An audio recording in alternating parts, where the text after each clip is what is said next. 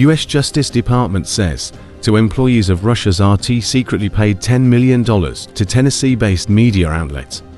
The United States has announced a range of actions to combat Russian efforts to influence the 2024 presidential election, including the indictment of two state media employees accused of secretly funding a U.S. media company to sow political divisions. In an indictment unsealed on Wednesday, the U.S. Justice Department alleged that two employees of Russia's RT used shell companies and fake identities to pay $10 million to a media outlet in Tennessee as part of a Moscow-directed influence operation.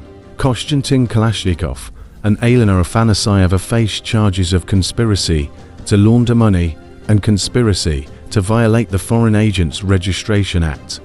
U.S. Attorney General Merrick B. Garland said the influence campaign had targeted U.S. audiences with hidden Russian government messaging. The company never disclosed to the influencers or to their millions of followers its ties to RT and the Russian government. Instead, the defendants and the company claimed that the company was sponsored by a private investor. That private investor was a fictitious persona, Garland said. Garland said authorities would not tolerate attempts by an authoritarian regime to exploit our country's free exchange of ideas in order to covertly further its own propaganda efforts, and that investigations were ongoing. While U.S. officials did not identify the Tennessee-based outlet by name, the indictment says the company describes itself as a network of heterodox commentators that focus on Western political and cultural issues. The description matches Tenet Media, a network of influencers known for their right-wing views that includes Dave Rubin, Tim Pool, Lauren Southern, and Benny Johnson. Tenet Media and RT did not immediately respond to requests for comment. Rubin said the allegations clearly show that I and other commentators were the victims of this scheme. I knew absolutely nothing about any of this fraudulent activity, he said in a post on X.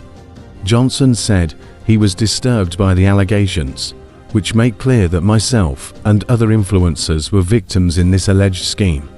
My lawyers will handle anyone who states or suggests otherwise, he said on X. Paul said he had been deceived if the allegations were true. Never at any point did anyone other than I have full editorial control of the show, and the contents of the show are often apolitical, he said on X.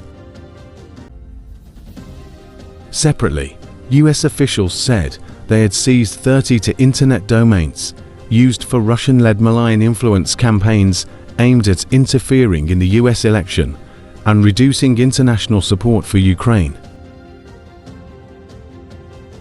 Companies operating at the direction of the Russian government created websites to trick Americans into unwittingly consuming Russian propaganda, FBI Director Christopher Wray said in a statement.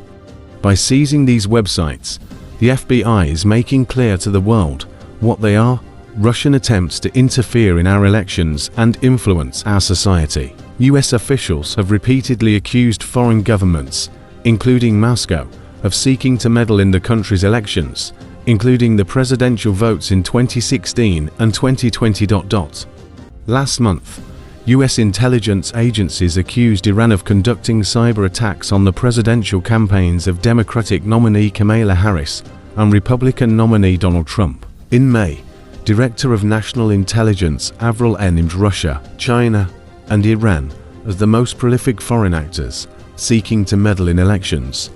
U.S. prosecutors in 2018 charged 13 Russian citizens and entities with interfering in the 2016 election to benefit then-candidate Trump. Please subscribe channel to get latest news across the world.